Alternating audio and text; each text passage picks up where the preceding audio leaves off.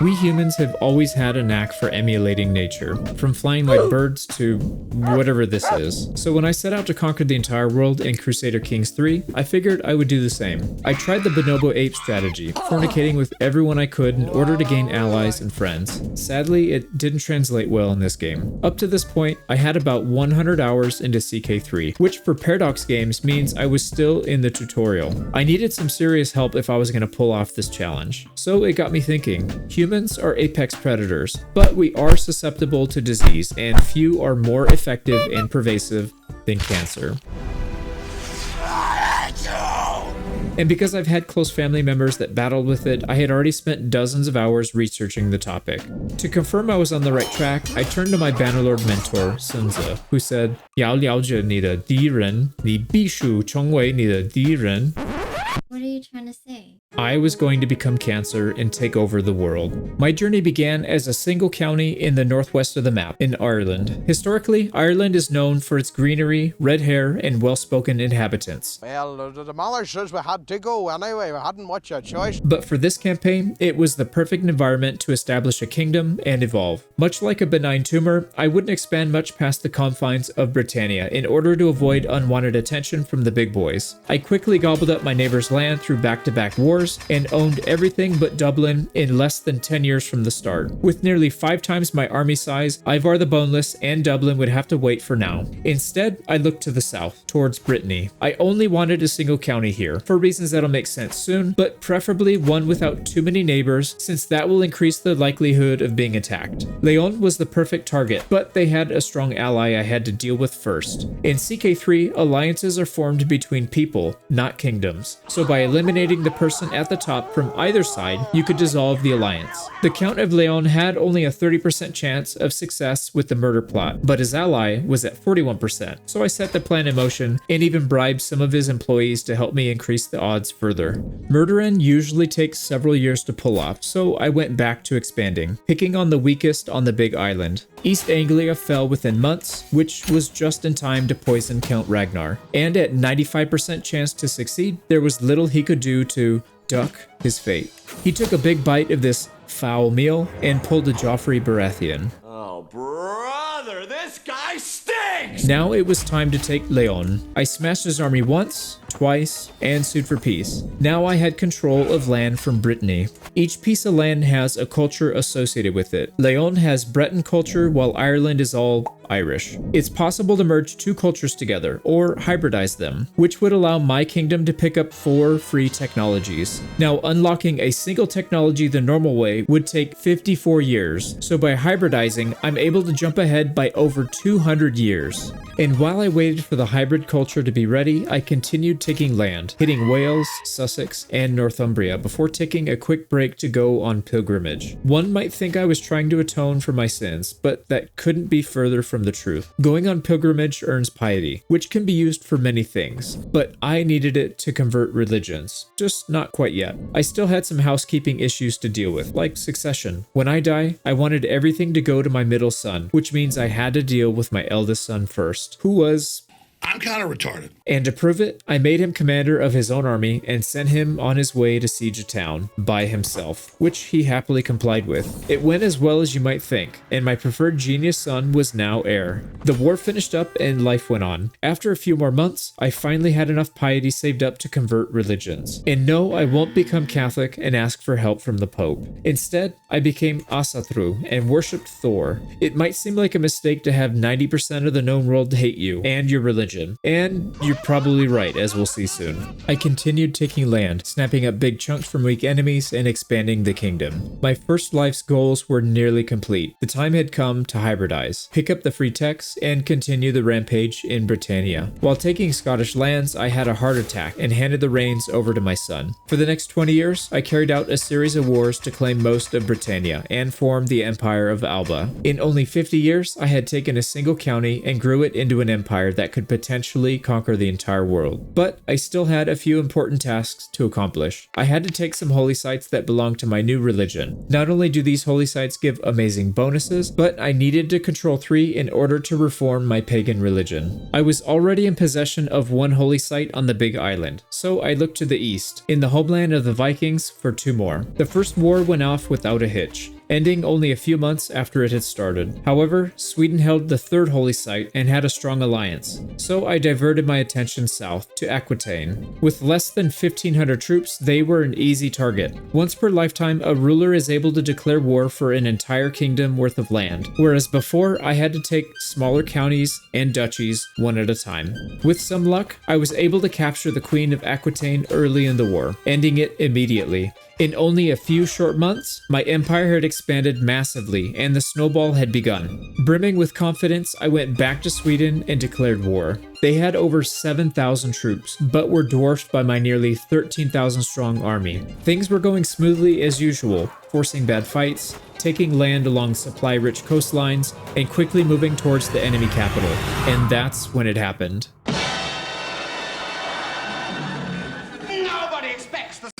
His Holiness had started a crusade to take back Aquitaine, and I now had 16 months to finish this war, or my new empire would surely collapse. I pushed south to Stockholm as fast as I could. Well, now there's a massive amount of rebels in my homelands to deal with as well, but one thing at a time. I continued to push. Sadly, it wasn't fast enough, and the crusade began with my army still abroad. With time running out, I continued my push south, but Paradox wanted to torture me. 99% war score with 3 wars going on. Are you kidding me? Finally, Sweden was defeated. I took the 3rd holy site, disbanded my army, and looked to mount my grand defense. The rebels were making progress in the north, so I deployed nearby and prepared for battle. And as they say, when it rains, it pours. I was being attacked by another 9,000 Vikings looking to steal my hard-earned land. The rebels were quickly stomped, followed by a single battle to defeat the Vikings. It was time for the real challenge. The Pope had over 25,000 troops to my tired and war-weary 15,000. But their greatest strength was also their greatest weakness. They had to stay spread out to avoid attrition, making them susceptible to defeat in detail. I attacked from the west as most of their troops moved to the north, leaving them isolated. They scrambled to reinforce, but it was too late. Their army was scattered all over the place, in complete disarray and unable to fight back. I rolled through army after army, savagely dismantling this crusade within a matter of weeks. Finally, I could breathe a sigh of relief and regroup. The world conquest rolled forward. Now it was time for the next phase of the campaign. As a tumor grows, little pieces can break off and travel around the body, depositing elsewhere and continue to grow. This process is called metastasis. My goal was to metastasize little counties across the map that would later become points of attack against larger kingdoms. I attacked the Balearic Islands near Spain, hoping to get in striking distance of the Pope.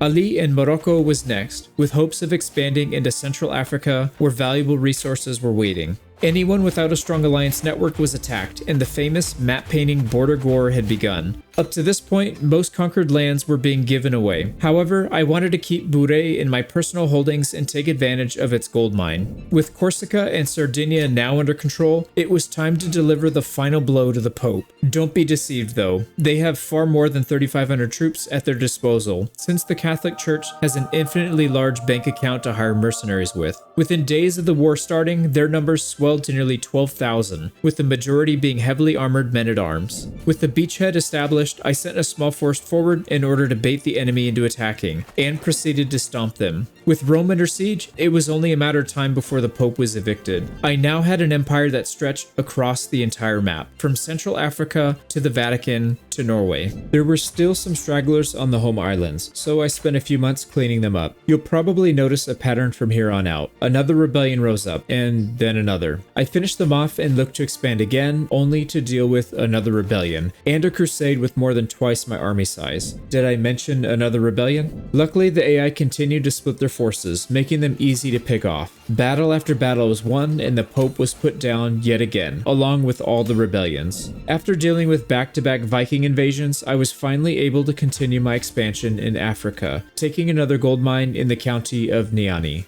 And now it was time for the grand finale. I had spent over 100 years preparing for this moment. I reformed my culture to include by the sword, a tradition that allows infinite kingdom wars instead of only one per lifetime. Dozens of prisoners were executed to gain piety so I could reform my religion and adopt feudal ways. All of these combined meant that I could now begin waging wars on an industrial scale with an army that could not be stopped. I had conquered counties all over the world and could rapidly expand from any of them at a moment's notice. And so, it began. I declared my first kingdom level holy war for the other half of France, but died of consumption soon after and my son continued onward. French armies fell one after another, but before the war could end, a Muslim kingdom declared their own holy war against me. They were no match, and both wars were quickly ended. Fearing another massive crusade from the Pope, I continued my expansion through the Catholic lands of Central Europe, targeting Burgundy next, then Brittany. Unfortunately, my fears were validated, only this time the Pope brought over 60,000 troops. I had to defend England at all costs, even if it bankrupted me. With 9,000 gold in the bank, I hired every single mercenary that I could, down to the last ounce of gold. Time was running out. I had to force them off my lands, so I pushed across the bridge and initiated the fight. Once again, the enemy's dispersed army was its downfall, and I crushed the numerically superior army. I spent the next couple of years chasing down isolated packs of enemies and ultimately destroyed their will to fight. At long last, the crusade was over and England was saved. Now it was my personal mission to dismantle Catholicism as rapidly as I could to avoid future crusades. Enemy! Enemy! You are my enemy! Germany was the next target with a massive kingdom up for grabs. They fell in less than a year and I divided their lands up to my fellow Irishmen who were both lazy and content. The kind that don't have much interest in rebelling down the line. Poland and Bavaria got the bright idea to attack with less than half of my current strength. It looks like they've got a case of paradox math going on here. They were dispatched in a matter of months, and since it was a defensive war, I could immediately turn around and declare war for Bavaria. And because I just mauled them, they had no army left to defend with, and my empire grew even further. Now here's where the metastasis strategy begins to shine. None of my immediate neighbors had large kingdoms worth of land to take, so I looked further east where I attacked Galicia-Volhynia. The sieges were so fast, not a single battle was fought by the end of the war. Venice was next, followed by Lotharingia, along with a few rebellions and a crusade. Par for the course at this point. Okay, before we go on, I have to get something off my chest. You may be wondering how I was able to put together such a complex build as a CK3 noob. It's because of this beast. I spent 150 hours cataloging every bonus in the game, all 3,800 of them. So while I actually had 250 hours logged on Steam, only 100 of them were from actually playing. The rest was spent researching and collecting data for the optimal build for this campaign, like how I stacked several bonuses to get archer regiments up to 42, with over 200 damage each, and paying almost zero upkeep for them, or vassals who are permanently stuck at 100 relations no matter what I do to them. But my favorite, a vassal limit higher than the number of kingdoms present in the game at 162. Finally, being a data nerd has paid off big time. I continued to squeeze the Catholic kingdoms from Europe, taking most of Italy next. In order to spread out the rebellion's strength, I conquered a kingdom in northern India. It's always funny to get tutorial pop-ups on a challenge run. I'm still a noob. Africa was next on the list, taking a big chunk from Mali and obtaining my third gold mine. Money was no longer an issue in this campaign. Central Asia was next, a place I like to call logistics hell, with its near zero supply limits. Whenever I ran low on piety, I executed prisoners to gain enough to proceed to steamroll. Over the next couple of decades, I expanded further into Africa, Asia, and Europe, dealt with dozens of rebellions, and smacked down more crusades. The Pope only managed to raise half of my army's strength. A pitiful display at this point. However, there was still one enemy that could spoil this run. The Muslim kingdoms were back in strength and declared a holy war for land in Morocco. Because I was tied up in the crusade, I wasn't able to shift my troops south in time to fend them off, and the small kingdom worth of land was lost. Taking the land back wasn't an option either, as they outnumbered me nearly 2 to 1. So I did what any bully worth his salt would do, getting revenge on smaller, unrelated targets. Ghana, Russian Catholics, Sapmi, and the Danes, until I was rudely interrupted by another holy war, this time for land in Spain.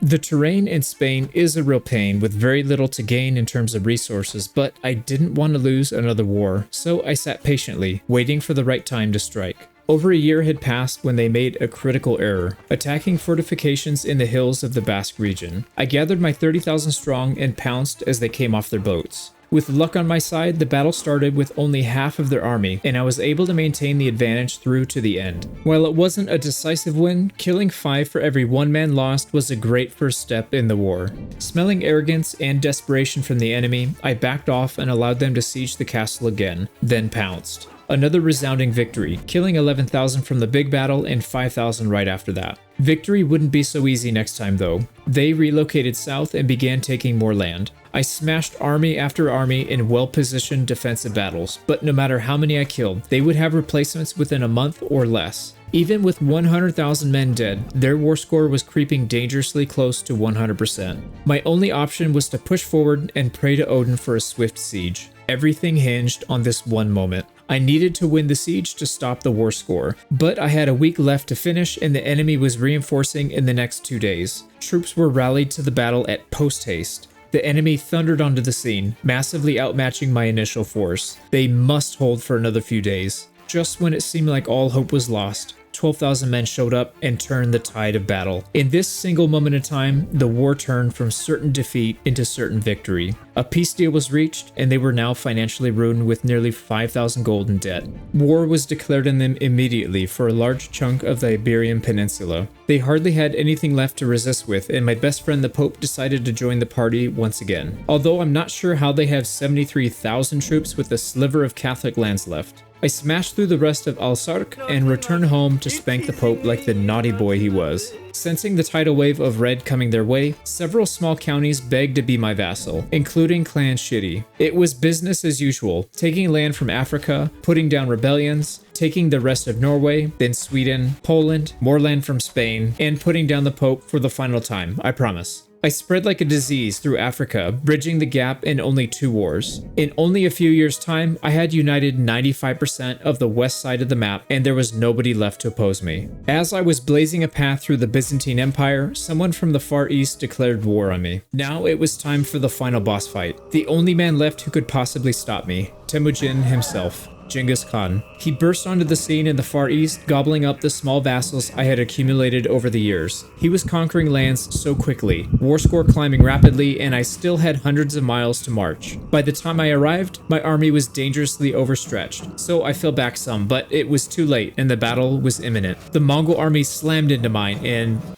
wait, what? This was the mighty Mongol army everyone on Reddit was talking about?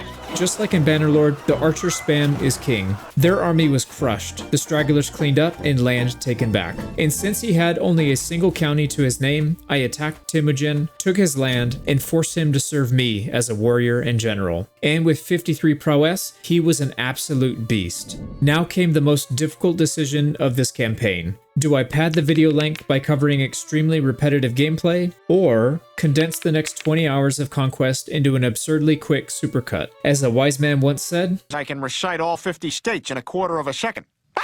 let's do this.